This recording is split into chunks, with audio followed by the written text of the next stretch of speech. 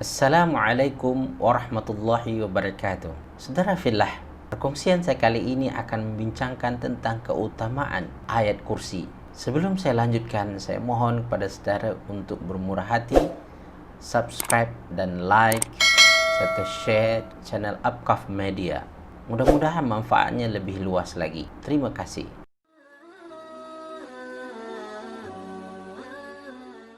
Saudara fillah yang dikasihi sekalian, ayat kursi tidak asing lagi bagi kita. Ia merupakan salah satu daripada ayat Al-Quran yang hebat. Di dalamnya terdapat banyak keutamaan sebagaimana riwayat-riwayat daripada Rasulullah SAW. Di antaranya adalah riwayat yang disebutkan Ubay bin Ka'ab, yang mana beliau pernah ditanya oleh Rasulullah SAW tentang ayat apakah yang paling hebat di antara ayat-ayat Al-Quran. Awalnya Ubay bin Ka'ab tidak mahu menjawab dan lebih menyerahkan kepada Allah dan Rasulnya jawapan yang paling tepat. Allah wa Rasuluhu a'lam, dia kata. Akan tetapi ketika Rasulullah SAW bertanya kepadanya berulang kali, maka Ubay bin Ka'ab menjawab, ia adalah ayat kursi. Maka Rasulullah SAW menepuk dada Ubay bin Ka'ab dan berkata, wahai Abu Munzir, iaitu Ubay bin Ka'ab, semoga engkau berbahagia dengan ilmu yang engkau miliki. Hadis ini diriwayatkan oleh Muslim. Kedua, keagungan ayat kursi melebihi langit dan bumi. Ini berdasarkan hadis yang diriwayatkan oleh Imam Tirmizi, yang mana Rasulullah SAW bersabda, tidaklah Allah menciptakan langit dan bumi melebihi agungnya ayat kursi, kerana di dalamnya disebutkan nama dan sifat Allah Subhanahu wa taala. Imam Sufyan Ats-Tsauri pernah berkata, sebab ayat kursi merupakan salah satu kalamullah, perkataan Allah Subhanahu wa taala, sedangkan kalamullah itu lebih agung daripada ciptaan Allah berupa langit dan bumi. Ketiga, ayat kursi salah satu bacaan zikir yang baik sebelum tidur.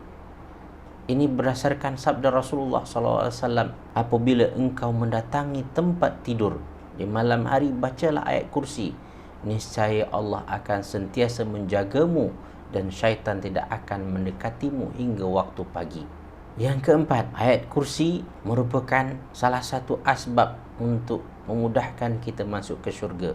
Ini berdasarkan sabda Rasulullah SAW yang diriwayatkan oleh Imam Nasa'i, yang mana Rasulullah bersabda, barang siapa yang membaca ayat kursi setelah selesai solat, maka tidak ada yang menghalanginya masuk syurga kecuali kematian. Saudara fillah yang dikasihi sekalian, maka ayat kursi ini begitu hebat dan dahsyat keutamaannya. Dan di antara keutamaan yang lain adalah kandungan ayat kursi ini setara dengan seperempat Al-Quran. Ini berdasarkan kepada hadis yang diriwayatkan oleh Imam Ahmad, yang mana Rasulullah SAW pernah bertanya kepada seorang lelaki daripada sahabatnya, wahai fulan, katanya, apakah kamu sudah menikah? Maka lelaki itu menjawab, belum ya Rasulullah, karena aku tidak mempunyai biaya untuk menikah. Nabi SAW bertanya lagi, bukankah kamu telah hafal Qul Huwallahu Ahad, itu surah Al-Ikhlas? Lelaki itu menjawab, memang benar ya Rasulullah. Maka Rasulullah bersabda, ia seumpama seperempat Al-Quran. Bukankah kamu telah menghafal Qul ya ayyuhal kafirun? Dan sahabat itu menjawab lagi, benar. Maka Nabi SAW berkata, ia juga seumpama seperempat Al-Quran. Kemudian Rasulullah menambahkan, bukankah kamu telah menghafal Iza zulzilatil ardu zilzalaha, atau surah Zalzalah? Lelaki itu menjawab lagi, benar ya Rasulullah. Maka Nabi SAW bersabda, ia juga seumpama seperempat Al-Quran. Bukankah kamu juga menghafal ayat kursi? Maka lelaki itu menjawab, benar. Dan Nabi SAW ketika itu bersabda, ia seumpama seperempat Al-Quran. Hadis riwayatkan Ahmad. Dan riwayat lain menyebutkan bahwasanya ayat kursi ini boleh menjadi asbab dimudahkan, dimakbulkan doa kita. Sebagaimana hadis riwayatkan oleh Imam Ibnu Majah, Ismullahil A'zam alladhi idza du'iya bihi ajaba fi suwari thalath, Al-Baqarah wa Ali Imran wa Taha. Nama Allah yang paling agung itu apabila dibaca dalam doa, niscaya doa itu akan dimakbulkan oleh Allah. Nama Allah itu ada pada 3 tempat, iaitu dalam surah Al-Baqarah, surah Ali Imran dan surah Taha.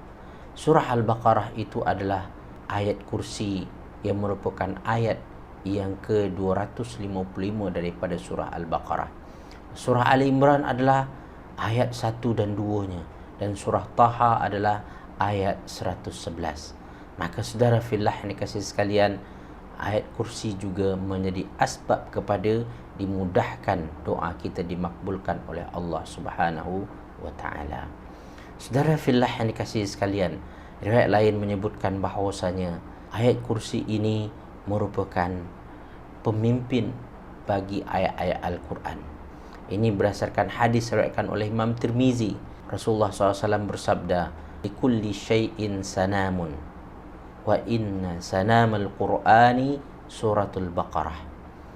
Bagi setiap sesuatu itu ada tempat yang tinggi. Tempat yang tinggi bagi Al-Quran itu ada dalam surah Al-Baqarah. Wa fiha ayatun hiya sayyidatu ayatil Quran, hiya ayatul kursi. Di dalamnya ada penghulu bagi Al-Quran, iaitu ayat kursi. Saudara fillah yang dikasihi sekalian, begitu hebat dan agungnya dan dahsyatnya manfaat daripada ayat kursi ini, maka sama-samalah kita beramal dengannya. Demikian saja saudara fillah yang dikasihi sekalian, yang baik dan benar daripada Allah Subhanahu wa taala, salah silap daripada diri saya sendiri. Assalamualaikum warahmatullahi wabarakatuh.